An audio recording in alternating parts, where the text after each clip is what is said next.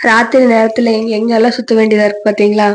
என்னங்கன்னா, அத்தை வீட்ல வந்துட்டு மாடு வந்து கன்னுக்குட்டி போட்டிருக்குதுன்னு சொன்னாங்களா, எனக்கு சீம்பால்னா ரொம்ப பிடிக்கும். சரின்ட்டு ஃபோன் பண்ணி கேட்டேன், "பால்லாம் எடுத்து வச்சிருக்கிறோம் வாங்க" அப்படின்னு சொன்னாங்க. பகல் நேரம் வந்தா அவங்களே கொண்டு வந்து குடுத்துருவாங்க. மாட்டுக்கெல்லாம் அந்த தீயெல்லாம் போட்டிருக்காங்க. சில்னஸ் அதிகமா இருக்குங்களா, அதனால மாட்டுக்கெல்லாம் தீ போட்டு விட்டுருந்தாங்க. அது குளிர் காய்ஞ்சிட்டு இருந்துச்சு. அப்படியே நம்ம போனோம்னா, நம்மள வெல்கம் பண்றதுக்கு எப்பவுமே நாய் இருப்பா, பப்பி இருப்பா.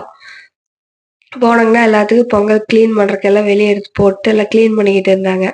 காலையிலேயே ஒரு குண்டா பூசி குடுத்துட்டு போயிருந்தேன். சொல்லியிருந்தாங்காட்டி குடுத்துட்டு போயிருந்தேன். ஆனா அந்த பூசி விடவுமே எனக்கு பால் வந்து பால் கேன்லயே குடுத்துருந்தாங்க. கொஞ்சம் எடுத்துட்டு போய் ஃப்ரிட்ஜ்ல வச்சுக்குவேன். இல்லன்னா எக்ஸ்ட்ராவா இருந்துச்சுன்னா, நாய்க்கு கொஞ்சம் அப்படி குடுத்துற வேண்டியதுதான். பூனைக்குட்டிக்கு எல்லாத்துக்கும்.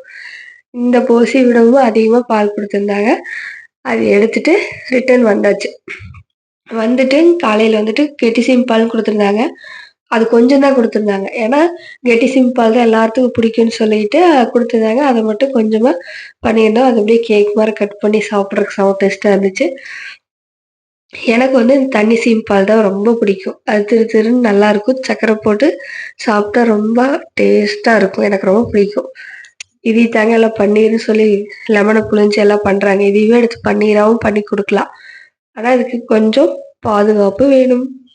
ஃப்ரிட்ஜ்ல வச்சு யூஸ் பண்ணலாம். யார் எல்லாத்துக்கும் கெட்டி சீம் பால் ரொம்ப பிடிக்கும், இல்ல தண்ணி சீம் பால் பிடிக்கும்னு சொல்லி கமெண்ட் பண்ணுங்க. எனக்கு தண்ணி சீம் பால் தான். அத எடுத்து அப்படியே கேக்கு மாரி இருந்துச்சு. சர்க்கரை போட்டு, சுக்கு, மிளகெல்லாம் போட்டு குடுத்துருந்தாங்க. Thank you.